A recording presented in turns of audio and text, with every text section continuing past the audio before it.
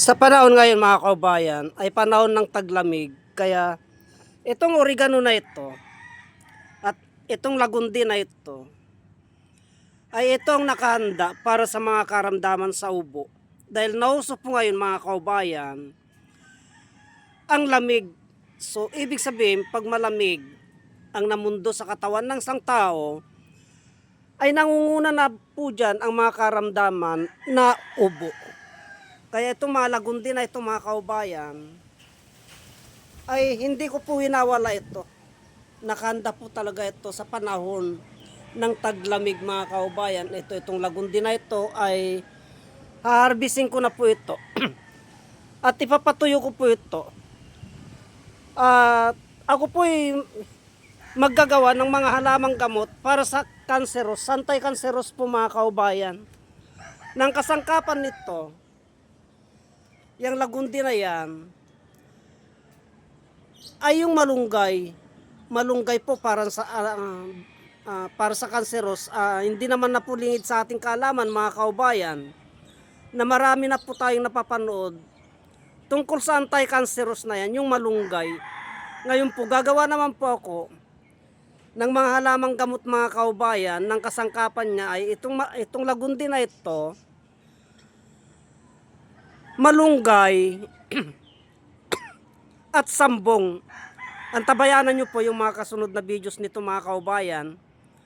Dahil harvesting ko po lahat yan, ipapatuyo ko po lahat yan, ipreserve ko po yan, tulad din ng malunggay at sambong. Pag halu-haluin po yan, pag natuyo na po, ay gagawing tea, mga kaubayan.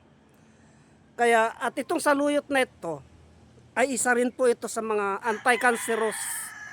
Itong saluyot na ito. May mga videos na po akong pinalabas tungkol sa saluyot na ito mga kaubayan. Na isa ito sa mga ginagamit namin na pang-cleansing sa katawan. Anti-cancerous po ito. So yung mga bituka po natin na nakapagpasok po tayo ng hindi maganda sa loob ng ating katawan,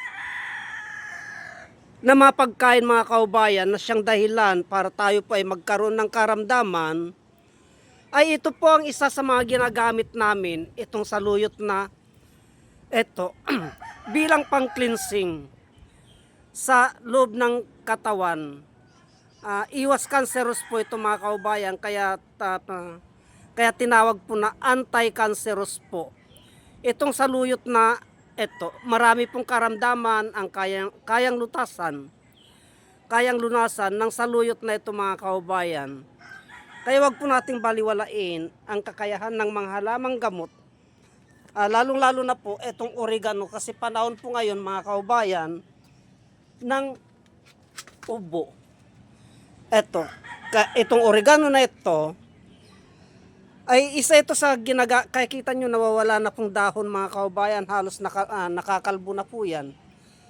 Ililipat ko na po ito. Itong oregano na ito ay mabisa po sa ubo ito.